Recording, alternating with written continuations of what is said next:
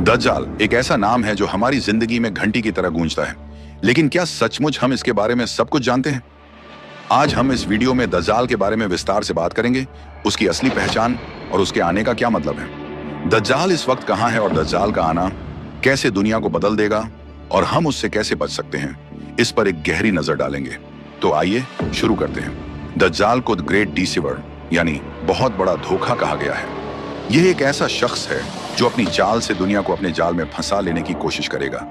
दुनिया का हर इंसान उसकी मोहब्बत और छल का शिकार होगा अगर उसकी जिंदगी में ईमान का नूर ना हो। दज्जाल का वक्त आने से पहले जो आखिरी साइन है उनका समझना हमारे लिए जरूरी है। दज्जाल का जिक्र हमारे प्यारे नबी मोहम्मद ने अपनी हदीसों में किया है। हर मुस्लिम को दज्जाल के बारे में जानकारी रखना बहुत जरूरी है ताकि हम उसके फितना से बच सकें। इस वॉइस ओवर में हम जानेंगे दज्जाल के बारे में, उसके आने वाला वक्त, उसके बाद दुनिया पर क्या असर होगा और कैसे हम अपने ईमान को बचाएंगे। दज्जाल की शक्ल का जिक्र कई हदीसों में आता है। रसूलुल्लाह इस्सावीस ने कहा था कि दज्जाल एक आदमी की शक्ल में होगा, लेकिन उसकी एक आंख बंद होगी और दूसरी आंख खुली होगी, जो कि बिल्कुल एक खुला हुआ गाला दिखाएगा। दज्जाल का रंग भी खास होगा। अक्सर हदीसों में उसके बारे में कहा गया है कि वह लाल रंग का होगा और उसके बाल भी काफी बदलेंगे।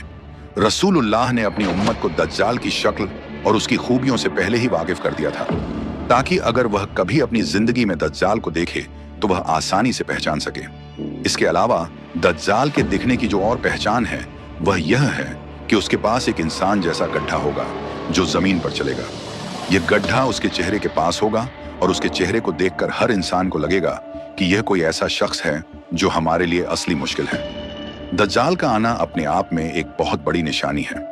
रसूलुल्लाह ने कहा था कि जब दज्जाल दुनिया में आएगा तो वह हर एक इंसान को अपनी चाल में डाल लेगा। सबसे पहले दज्जाल का आना एक साइन होगा जिसे हमें सबको पहचानना होगा। इस वक्त दुनिया में फितना, अंधेरे और तबाही का सामना होगा। दुनिया की हर नई और तमीज उससे बदल जाएगी। दज्जाल का आना एक फितना है, यानी वह एक ऐसी इम्तिहान का सबब बनेगा जो हर इंसान को अपनी जिंदगी के हकीकत का समझने पर मजबूर करेगा। इस वक्त दुनिया के हर कोने में फितना फैलेगा।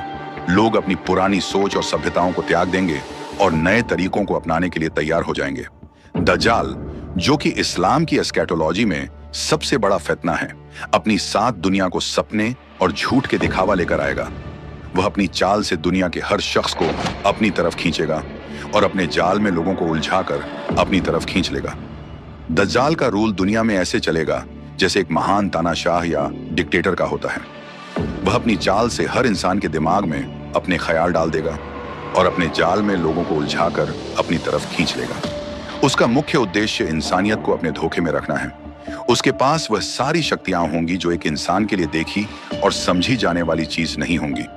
इस वक्त लोगों के लिए सबसे ज्यादा मुश्किल यह होगी कि वह अपने ईमान और अपने दिल को उसके धोखे से बचाए। दुनिया के हर कोने में दज्जाल का इन्फ्लुएंस बढ़ेगा और वह हर किसी को अपनी तरफ खींचने की कोशिश करेगा। वह हर इंसान को अपनी झूठ और दिखावा के साथ अपनी तरफ बुलाएगा और जो लोग उसकी बात मानेंगे वह उसके नियंत्रण में आ जाएंगे। दज्जाल के शासन के कुछ बहुत बड़े साइन हैं जो उसके आने से पहले दुनिया में नजर आएंगे। रसूलुल्लाह ने इन साइन का जिक्र किया था और उन साइन के जरिए हम उसके आने का वक्त और उसकी ताकत को समझ सकते हैं। पहला साइन जो सबसे ज्यादा प्रोमिनेंट होगा वह है फितना और काओस का बढ़ना। दुनिया का हर इंसान उस वक्त कंफ्यूज होगा और अपनी जिंदगी के फैसले करते वक्त मुश्किल में पड़ जाएगा। हर धर्म, हर समाज में एक नई सोच चल रही होगी और हर इंसान को अपने ईमान पर सबसे ज्यादा टेस्ट होगा। दूसरा साइन जो हमें नजर आएगा वह है दज्जाल का अपने फॉलोअर्स के साथ खड़ा होना। ये फॉलोअर्स उनके लिए एक प्रूफ बनेंगे जो उनको यह बताएंगे कि दज्जाल सच में अपना मिशन पूरी दुनिया में फैला रहा है। ये फॉलोअर्स दुनिया में अपने खुद के सपने दिखाकर लोगों को अपनी तरफ जोड़ लेंगे और यह एक बहुत बड़ा टेस्ट होगा हर इंसान के लिए। एक और साइन जो बहुत जरूरी है वह है दज्जाल का अपनी सुपर नेचुरल पावर्स दिखाना। वह ऐसी चीजों को कंट्रोल करेगा जो समझ से परे हैं, जैसे कि लोगों को अपनी तरफ बुलाना, उन्हें अपनी तरफ खींचना और अपने जो हो जाने वाले एक्शंस को दुनिया के लिए एक धमाका बना देना। दज्जाल के शासन का जो सबसे बड़ा और आखिरी साइन है वह है उसकी तकरार हजरत ईसा अलैहिस्सलाम के साथ। ईसा अलैहिस्सलाम की आने वाली फजीलत और उनका इस दुनिया में वापसी करना वो निशानी है जो दज्जाल की खात्मे वाली होगी। यह जो तकरार होगी वह दुनिया की सबसे बड़ी लड़ाई होगी। ईसा अलैहिस्सलाम का आना दज्जाल को हर हाल में हराएगा। रसूलुल्लाह ने एक हदीस में कहा था जब दज्जाल अपने सारे फतने से दुनिया को अपनी चाल में डाल रहा होगा, तब हजरत ईसा अलैहिस्सलाम जमीन पर वापस आएंगे। उनकी ताकत और अल्लाह का हुक्म दज्जाल को शिकस्त देगा। ये एक बहुत ज्यादा डिसिसिव मोमेंट होगा जब दज्जाल का इल्जाम सबके सामने आएगा और वह अपनी आखिरी सफर पर जाएगा। अब अगर हम इस पूरी कहानी का विश्लेषण करें तो हमारे लिए सबसे जरूरी बात यह है कि हम अपने ईमान को कैसे बचाएं। दज्जाल के आने से पहले जो साइन हैं, उनका हमें ध्यान से देखना होगा। हमारे लिए यह बहुत जरूरी है कि हम अपने आप को और अपने ईमान को हर टेस्ट के लिए तैयार रखें। इस्लामिक शिक्षाओं में हमें जो सबसे जरूरी चीज सीखनी है वह यह है कि हम अपनी जिंदगी में अल्लाह और रसूल की बातों को पहचानें। अगर हम अपने ईमान को जिंदगी का हिस्सा बनाएंगे तो दज्जाल का जो फितना है वह हमसे दूर रहेगा। तो दोस्तों, इस पूरी बात से हमें यह समझना होगा कि दज्जाल का फितना एक ऐसी इम्तिहान का हिस्सा है जो हमारे ईमान को पहचानने का एक तरीका है। जो लोग अपनी जिंदगी में ईमान और हक को अपनाते हैं वह दज्जाल के धोखे से बच सकते हैं। दुनिया के हर कोने में दज्जाल का इन्फ्लुएंस बढ़ेगा, लेकिन अगर हम अपनी रूहानियत को मजबूत बनाएं और अपने ईमान को फैलाएं तो हम दज्जाल के फितना से बच सकते हैं।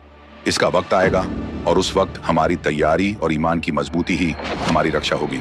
एक मर्तबा मैं समंदर के सफर पर निकला।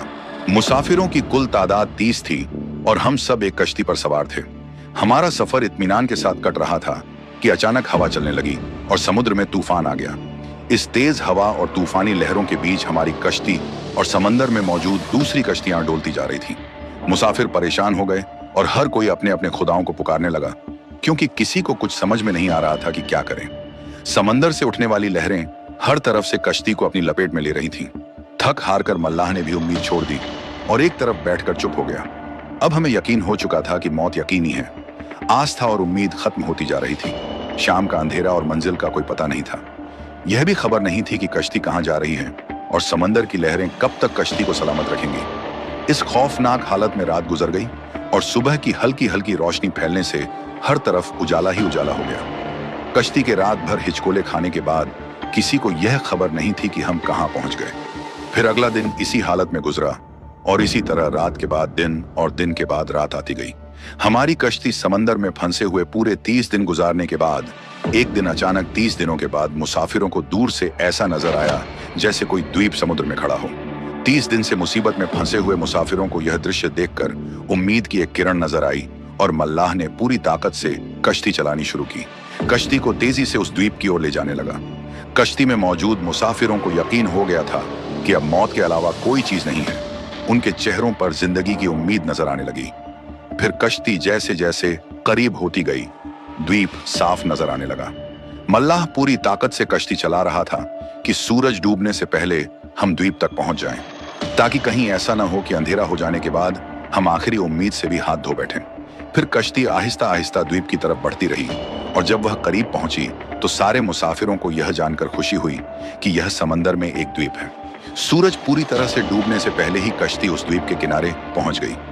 ज्यादा देर नहीं गुजरी थी कि द्वीप के बीच से एक अजीबोगरीब जानवर निकला। उस जानवर के पूरे जिस्म पर बाल थे और इस कदर लंबे और घने थे कि यह मालूम नहीं होता था कि जानवर का अगला हिस्सा कौन सा है और पिछला हिस्सा कौन सा।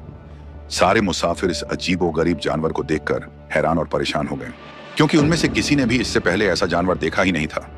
अब इस अजीबोगरीब जानवर को देखकर सब परेशान हो गए कि यह क्या है। एक मुसाफिर ने दूसरे मुसाफिर से पूछा कि यह क्या चीज है। जानवर ने मुसाफिर की यह बात सुन ली और मुसाफिर के जवाब से पहले ही जानवर खुद बोला, मैं जासूस हूं। जानवर के इंसानों की तरह गुफ्तगू करने से तमाम मुसाफिर और ज्यादा परेशान हो गए, क्योंकि आज तक उन्होंने किसी जानवर को इंसानी जुबान में बोलते नहीं देखा था, न ही सुना था। तभी सब यह समझने लगे कि हो ना हो यह कोई जिन है और हमारे सामने आ गया है। तुम्हारी जासूसी का मकसद क्या है और तुम किसके लिए जासूसी करते हो? एक मुसाफिर ने उससे पूछा। मैं जिस लिए जासूसी करता हूं उसे तुमसे मिलने का बेहद शौक है। वह तुमसे बातें करना चाहता है, लिहाजा तुम मेरे साथ चलो। यह सुनकर तमाम मुसाफिर हैरान और परेशान हो गए, चुपचाप उसके पीछे हो लिए। वह अजीबोगरीब जानवर मुसाफिरों को रास्ते से होते हुए एक पुराने महल के सामने ले आया। महल को चारों तरफ से बुलंद दीवारों ने घेरा हुआ था। वहां पहुंचकर मुसाफिरों ने उस महल को परेशान नजरों से देखा और फिर जानवर की तरफ सवालिया नजरों से देखने लगे। जानवर फिर आगे बढ़ा और सभी मुसाफिरों को एक बड़े दरवाजे से गुजरते हुए महल के अंदर ले गया। महल के अंदर दाखिल होते हुए उन्होंने एक बहुत बड़े शख्स को देखा। जो जंजीरों में बंधा हुआ था और रिहाई के लिए कोशिश कर रहा था। हमने इससे पहले इतने बड़े कद और इतने ज्यादा जंजीरों वाले शख्स को नहीं देखा था। एक मुसाफिर ने हिम्मत करके पूछा, तुम कौन हो? वह शख्स बोला, मैं क्या हूं और कौन हूं ये तो तुम जान ही लोगे। पहले यह बताओ तुम कौन हो? हम अरब के लोग हैं। और साथ ही इस मुसाफिर ने अपने साथ बीती और यहां तक पहुंचने की सारी दास्तान बता दी। कैद में बंधे हुए शख्स ने कहा, जरा मुझे उस नकलिस्तान स्वर्ग के बारे में बताओ, उसके बारे में क्या जानना चाहते हो? एक मुसाफिर ने पूछा। वह कैदी उस मुसाफिर से अंदाज में बोला। फिर वो मुसाफिरों से मुखातिब होते हुए कहने लगा, अच्छा, कब्रिस्तान के बारे में पूछना चाहते हो? मुसाफिरों ने कहा, यही कि क्या चश्मे में पानी है या नहीं, और अगर वहां पानी है तो फिर वहां के लोग चश्मे के पानी से खेती बाड़ी करते हैं? फिर वह पूछने लगा, अच्छा, मुझे बताओ कि उम्मीद के नबी मोहम्मद के बारे में? मुसाफिरों ने जवाब दिया, उन्होंने मक्का से अपनी दावत का ऐलान किया और अब वह मक्का से निकलकर कहीं और मौजूद हैं। क्या वह अरब के लोगों के साथ कोई लड़ाई लड़ेंगे? कैदी ने पूछा। अरब ने लड़ाई में उनके साथ क्या सलूक किया? जवाब मिला, बहुत से अरबों पर गालिब रहे और बहुत से अरबों ने तो उनकी बात भी कबूल कर ली है और अब खुद को उनके दावेदारी में रखते हैं। ये सुनते ही वह गुस्से से पुकारा और जंजीरों को झटका दिया। फिर मुसाफिरों को मुखातिब करके बोला, मैं अब तुमको खुद से मुताल्लिक बताता हूं कि मैं दज्जाल हूं और तुम्हारी बातों से मालूम होता है कि मुझे यहां से निकलने की इजाजत मिलेगी। मैं फिर इसे हाजिर से निकलूंगा और 40 दिन में सारी दुनिया घूमूंगा। दुनिया की कोई बस्ती, गांव ऐसा नहीं होगा जहां से मेरा गुजरना हो। हाँ, मक्का और मदीना में जाना मेरे बस से बाहर है।